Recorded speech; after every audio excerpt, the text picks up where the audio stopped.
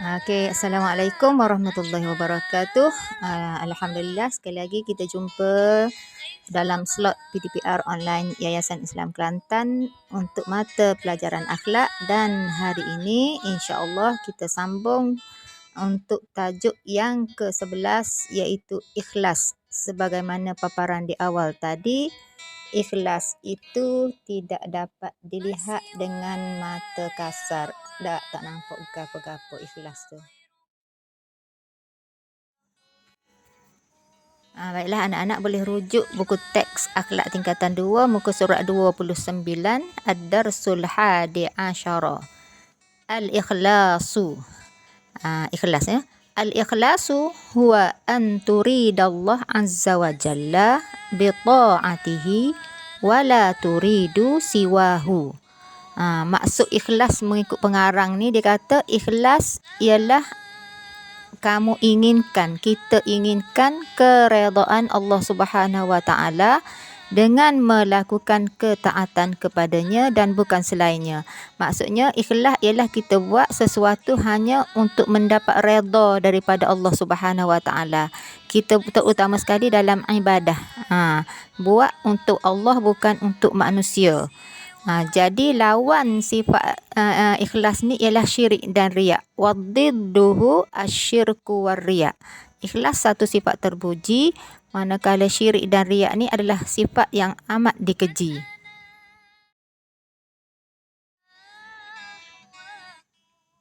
Menurut Imam Ibnul Qayyim, dia kata ikhlas ialah kamu tidak mencari seseorang untuk menyaksikan amalmu selain daripada Allah, dan tidak juga mencari seseorang untuk memberi pujian atas amalmu selain dari Allah. Jadi lawan sifat ikhlas ialah riak. Riak ni apa? Riak ialah penyakit hati yang boleh menghapuskan segala amal kebajikan, menghalang dari mendapat rahmat. Amal akan menjadi seperti debu, merupakan sifat mazmumah, dan kita kena jauhilah daripada penyakit riak. Sebab dia berlawanan dengan ikhlas.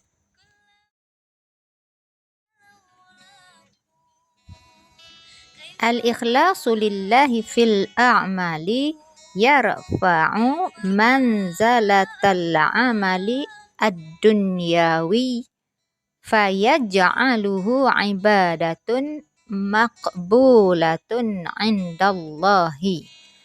Ikhlas kerana Allah dalam setiap amalan akan mengangkat kedudukan amal duniawi dan menjadikannya ibadah yang diterima di sisi Allah.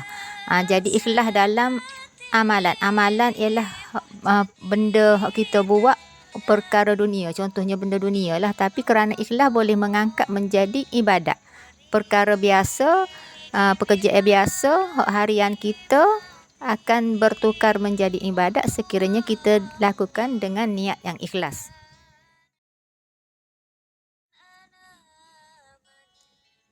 Firman Allah Ta'ala, A'udzubillahi minasyaitonirrajim, Innama yataqabbalullahu minal muttaqin.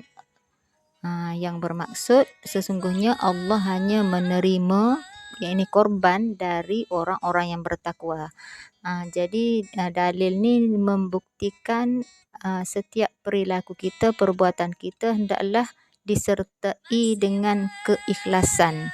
Dalil ni ada tersirat kisah pengorbanan antara Qabil dan Habil. Jadi korban yang paling ikhlas yang Allah terima. Jadi anak-anak bolehlah baca cerita tu untuk tahu maklumat yang lebih lanjut ya.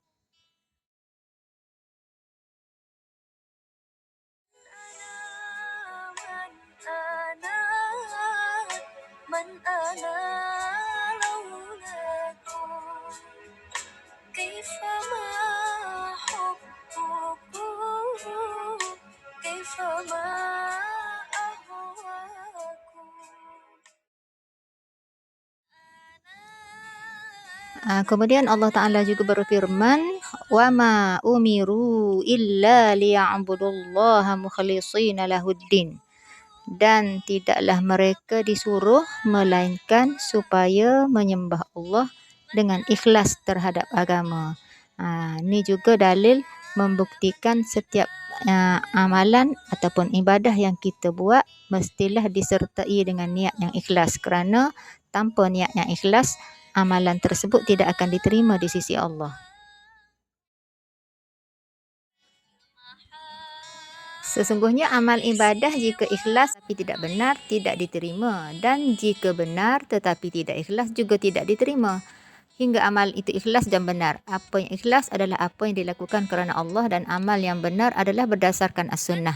Sebenarnya amalan ni, ibadah ni, kalau ikhlas tapi salah, Allah tak terima. Lepas tu kalau benda tu benar, benda tu betul, tidak bertentangan dengan agama pun, tapi kalau tak ikhlas, Allah tak terima juga. Jadi amalan ni kena ikhlas dan benar. Buat kerana Allah, buat kerana berdasarkan sunnah.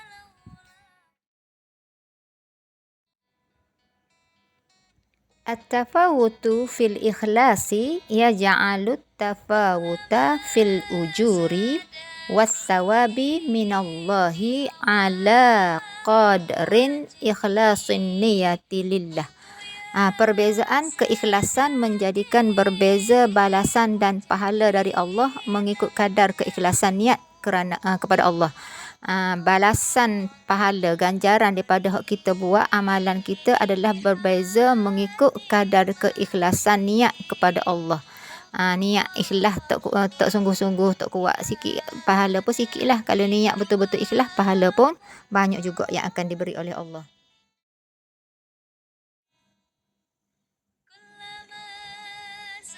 Tuktabu al-ad'afu minas sawabi min 'asharati ad'afin ila 700 dha'fin ila aktsara min zalik. Akan dicatat pahala berganda 10 kali ganda hingga 700 kali ganda atau lebih daripada itu. Maksud dia, pahala hak kita dapat hasil daripada niat ikhlas kita ni bermula 10 kali ganda. Sekali buat, ibarat dia sekali kita baca ayat Quran, dapat ganda dia 10 pahala. Berganda pahala ni atas kadar ikhlas niat kita, dan dikatakan sehingga dapat 700 kali ganda. Masya Allah, mudahnya kalau kita nak dapat pahala tak? Dengan syarat niat ikhlas sahaja kita boleh dapat pahala berganda-ganda.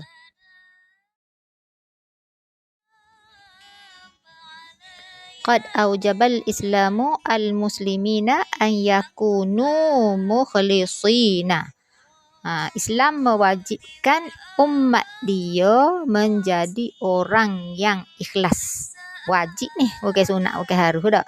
Fayajibu ala kulli muslimin wa talibin an yakhdumal ilma ba'tigha'a mardatillah.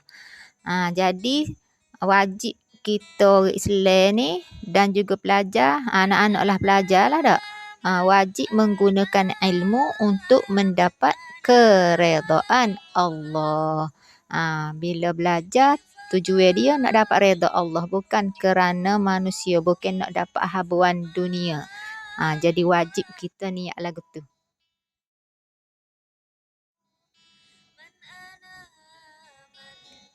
Faqala Rasulullah sallallahu alaihi wasallam, man ta'allama ilman yubtagha bihi wajhullahi ta'ala la yata'allamuhu illa liyusiba ardan minad dunya lam yajid arfa al-jannati yaumal qiyamah. Hadis riwayat Abu Daud. Dia kata, Rasulullah sallallahu alaihi wasallam bersabda, barang siapa yang belajar sesuatu ilmu kerana Allah, dan sekiranya dia belajar kerana ingin mendapat habuan dunia, maka dia tidak akan dapat mencium bau syurga di hari akhirat. Na'udzubillah min zalik. Jadi belajar-belajar ni kena nak tujuan sekali nak dapat redha Allah. Bukan belajar kumpul ilmu, tuntut ilmu untuk habuan dunia semata-mata.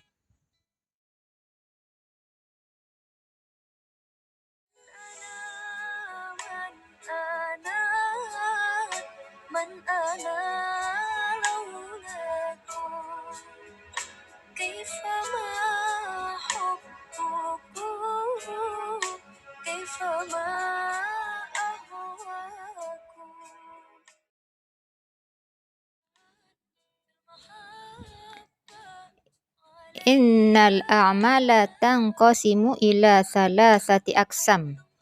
Amalan terbahagi kepada 3 bahagian. Amalan ialah perbuatan, tingkah laku kita ni lah sebagai seorang hamba. Amalan kita ada 3 bahagian. Awalan al-ma'asi, maksiat ni hak kita derhaka kepada Allah. Yang sanian at-ta'ah, at-ta'ah ialah ibadat. Salisan al-mubahah ialah mubah ni perkara biasa, benda biasa, bukan maksiat, bukan ibadat.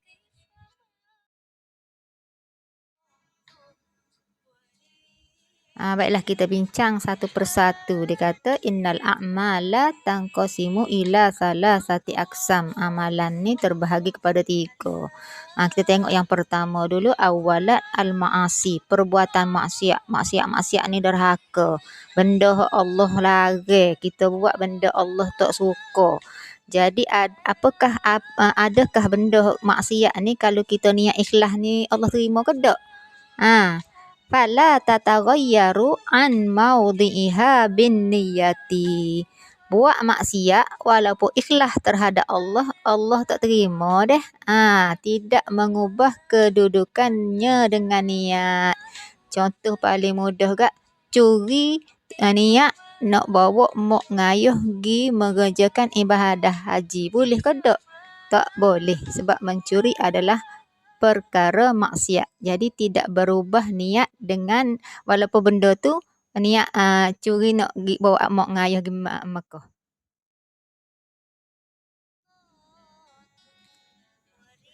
Sanian at-ta'atu. Amalan kedua ialah at-ta'at. Ta'at ialah ibadah.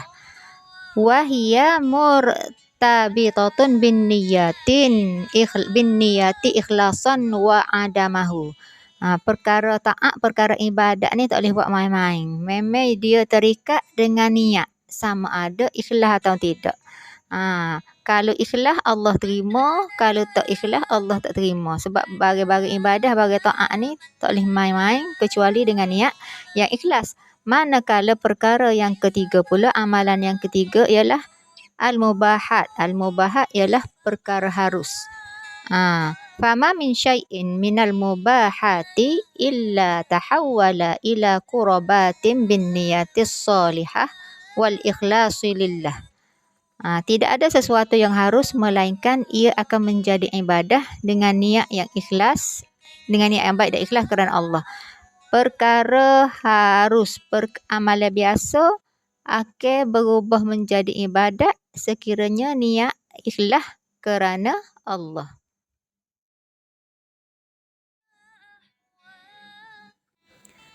Jadi anak-anak, seboleh-bolehnya kita jadikanlah amalan harian kita, aktiviti kita ni bernilai ibadah di sisi Allah. Imam An-Nawawi royak ke kita, perbuatan mubah jika dimaksudkan untuk mengharapkan keredaan Allah, dia akan berubah menjadi suatu ketaatan dan akan mendapat balasan ganjaran. Balasan ganjaran ialah pahala di sisi Allah Subhanahu wa taala.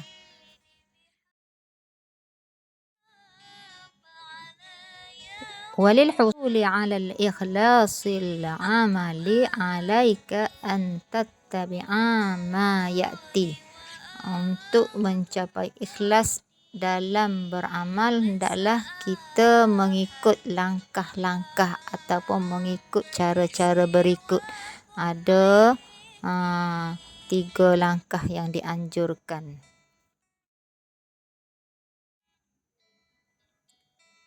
Yang pertama, antara annallaha ta'ala huwallazi waffaqaka lil amali. Hendaklah merasakan bahawa Allah Subhanahu wa taala yang memberi taufik kepada kita, kepada kamu tu kita lah deh, lil amali, untuk beramal, untuk buat gapo-gapo. Fa'inda idzin ta'malu dzalikal amala bisyukri wa la tusy'iru bil jadi pada kita rasa Allah Ta'ala beri taufik gak, ketika tu kita lakukan amalan tersebut dengan rasa syukur. Bukan dengan rasa bangga diri. Dah Allah bagi dah hidayah ke kita. Contohnya lah kita poso sunat Isnin Khamis. Kita rasa Allah dah taufik ke kita dah. Janganlah pula nak menyuhun, jangan pula rasa bangga diri.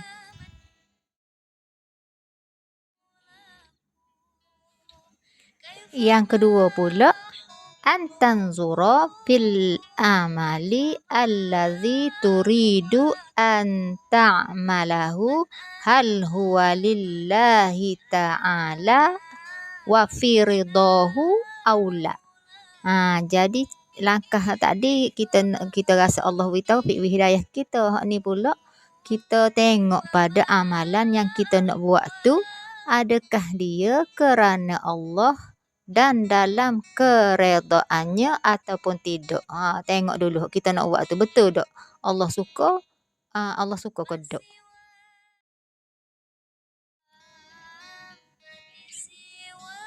Fa in kana al-'amalu lillahi ta'ala wa fi ridahu fa'malhu. Wa in alimta annahu laisa lillahi wa laisa fihi ridallahi fala ta'malhu likai la takuna amilan bihawa nafsik. Lepas tu kita sekiranya amalan tu kerana Allah dan dalam keredaannya, maka buatlah. Dah kita rasa Allah suka tak? Dan sekiranya kamu tahu bahawa amalan itu bukan kerana Allah Subhanahu Wa Taala dan tidak di dalam keredaannya, maka janganlah kamu lakukan, supaya tidak kamu lakukan perkara tersebut dengan hawa nafsu.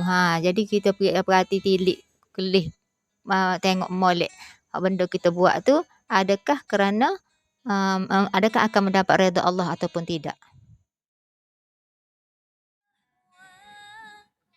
Nombor 3 pula, an ta'mal khalisan liwajhillahi wa batigha'a mardatihi fala tubali bima qalatin nasi. Nombor 3 pula, lakukan ikhlas kerana Allah Ta'ala dan mengharapkan keredaannya. Maka jangan kamu peduli dengan kata-kata orang lain.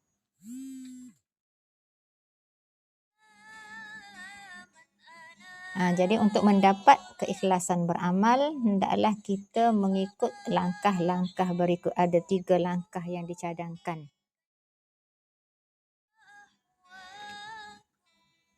Yang pertama, kita merasakan bahawa Allah Subhanahu Wa Taala yang memberikan taufik kepada kita untuk membuat amalan tersebut, nak buat perkara baik tersebut dah. Yang kedua, tengok kepada amalan yang hendak kita lakukan, adakah kerana Allah dan dalam keredaannya ataupun tidak. Kalau betul-betul kerana redha Allah, kita buatlah. Dan yang ketiga, lakukannya ikhlas kerana Allah dan mengharapkan keredaannya. Jangan peduli apa yang orang kata kepada kita.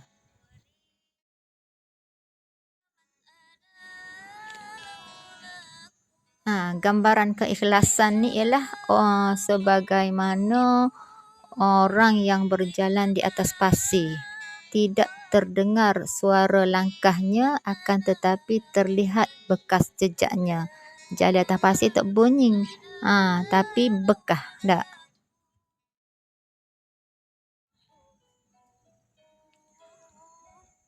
Wa qala ba'dul ulama'i yahtaju al-'amalu lil husuli 'ala al-ikhlasi ila arba'ati asya'in. Sebahagian para ulama berkata sesuatu amalan, sesuatu pekerjaan, sesuatu perbuatan tu memerlukan 4 perkara untuk mendapat keikhlasannya.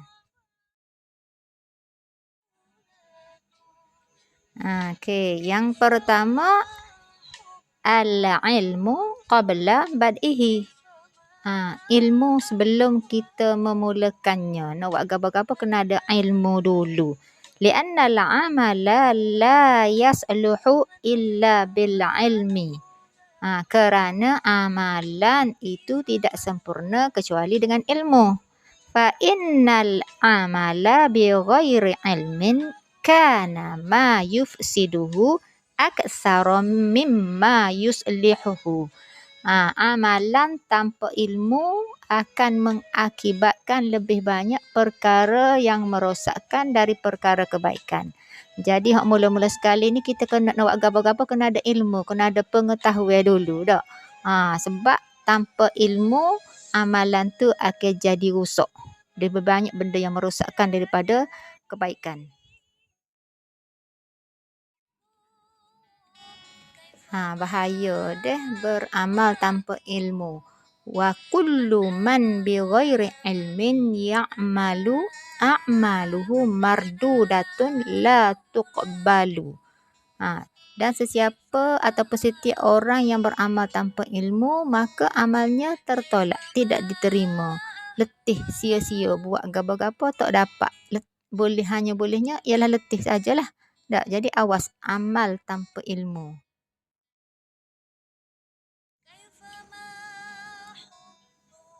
Beramal tanpa ilmu itu sangat buruk, bahkan sesat lagi menyesatkan. Imam Al-Hasan Al-Basri rahimahullah berkata, orang yang beramal tanpa ilmu seperti orang yang berjalan bukan pada jalan yang sebenarnya.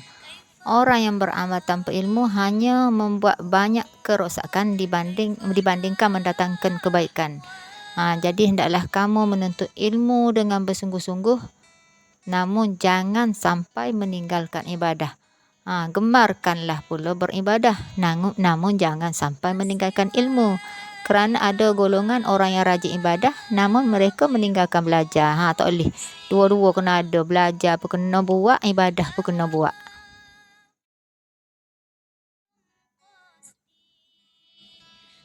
Yang kedua pula an-niyatu fi mabda'ihi. Niat di permulaan. Nak buat gapo-gapo kena ada niat. Niat dulu di permulaan. Li'anna al-amala la yasluhu illa bin niyati. Kerana amalan itu tidak sah kecuali dengan niat. Sebagaimana sabda Rasulullah sallallahu alaihi wasallam, innama al-a'malu bin niyati wa innama likulli imri'in ma nawa. Rasulullah kata sesungguhnya setiap amalan itu adalah dengan niat, dan bagi setiap orang itu apa yang diniatkan. Jadi nak buat gapo-gapo mula-mula sekali kena ada niat. Niat tu kita nak buat molek ke lagu mana. Sebab awal tadi kita buat ada setiap amalan tu niat dia ikhlas kerana Allah.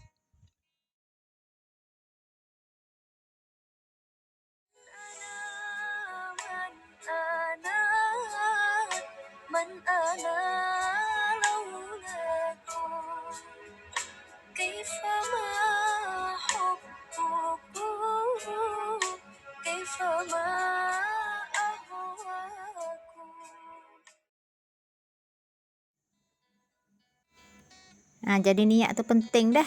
Niat itu seperti surat.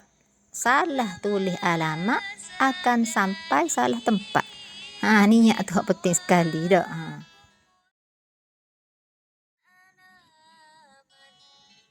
Yang ketiga, as-sabru fi wasatihi.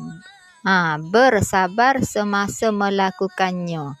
Fatusbiru fihi hatta tuaddiyahu ala sukuni wat tama'ninati. Maka kita hendaklah bersabar semasa melakukannya hingga membawa kepada ketenangan. Buat gapo-gapo kena sabarlah. Sehingga selesai apa yang kita buat, kita laksanakan tu.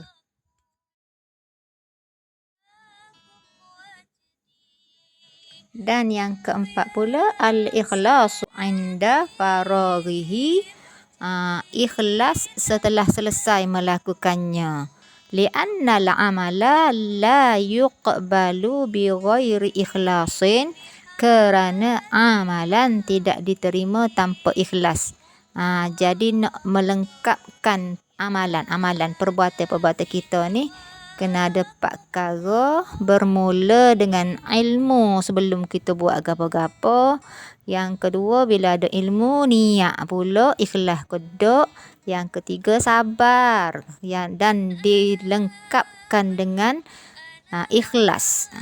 Jadi sempurnalah amalan kita. Sempurnalah apa-apa kita buat kepada Allah Ta'ala.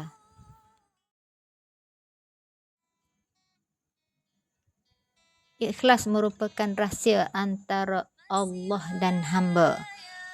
Berkata Al-Junaid bin Muhammad rahimahullah, yang bermaksud, dia kata ikhlas merupakan rahsia antara Allah dan hamba. Tidak diketahui oleh malaikat untuk ditulis, tidak diketahui oleh syaitan untuk dirosak, dan tidak pula diketahui oleh hawa nafsu untuk dipalingkan.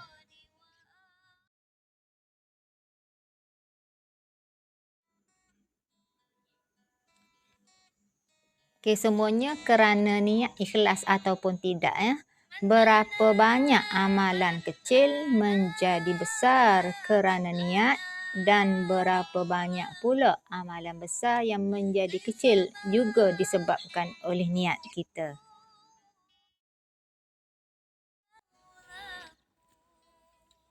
Secara keseluruhannya untuk tajuk ikhlas ni, kita fokus kepada yang pertama, ta'rif. Pengertian ikhlas. Al-ikhlas huwa an turidallah azza wa jalla bi ta'atihi wa la turidu siwahu wa didduhu asyirku wa riya. Kemudian dalil tentang ikhlas, firman Allah Ta'ala, wa ma umiru illa liya'budullaha mukhlishina lahuddin. Dan yang ketiga ialah perbezaan niat. At-tafawud fil ikhlas yaj'alu at-tafawud fil ujuri wath-thawab minallahi.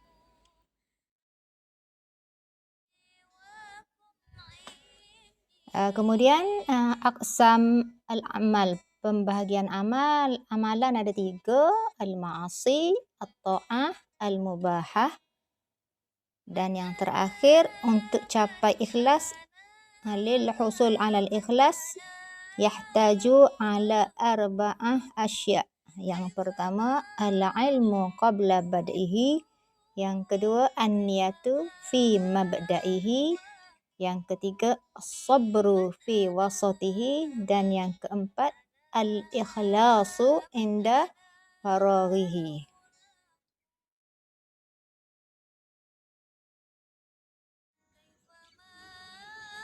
Seterusnya anak-anak, kita tengok pula contoh soalan peperiksaan akhir tahun yang pernah keluar daripada tajuk Al-Ikhlas. Seperti biasa, soalan ni pelbagai, ada suruh pilih jawapan, gariskan jawapan yang betul, sesuaikan alih dengan bak, isi di tempat kosong dengan kalimah yang diberi. Semoga perkongsian soalan ni memberi manfaat kepada anak-anak.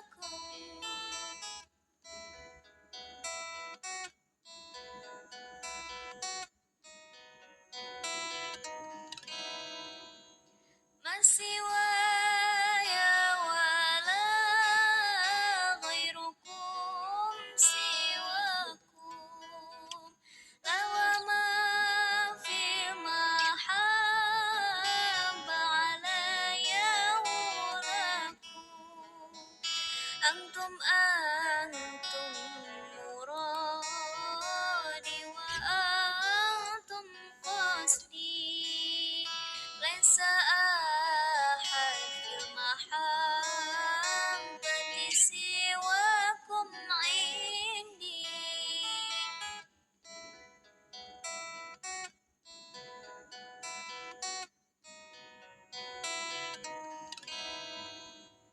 من أنا من أنا من أنا لولاكم كيفما حبكم كيفما أحواكم من أنا من أنا من أنا لولاكم كيفما حبكم كيفما أحواكم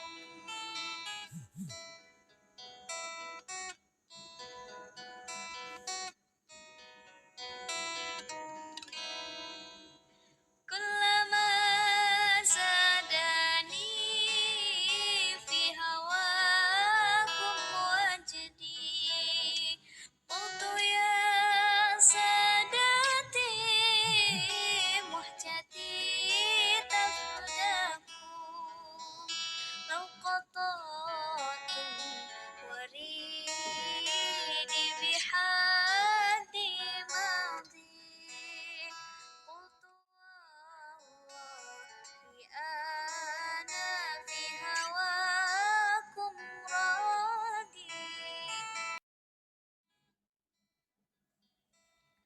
Okey, ikhlas yang sebenar seperti surah Al-Ikhlas yang tidak ada kata ikhlas di dalamnya. Selama ikhlas masih terucap, itu bererti masih belum ikhlas. Ingat deh, kerana hanya dia yang ikhlas yang sentiasa berbuat tanpa menyebut keikhlasannya. Pesanan daripada Ustaz Abdul Yaman Hafizahullah. Sekian saja perkongsian untuk kali ini. Maaf di atas segala kekurangan. Segala yang baik datangnya dari Allah Subhanahu Wa Taala. Segala yang buruk datangnya dari kelemahan ustazah sendiri. Semoga perkongsian kita memberi manfaat. Wabillahi taufiq wal hidayah. Wassalamualaikum warahmatullahi wabarakatuh.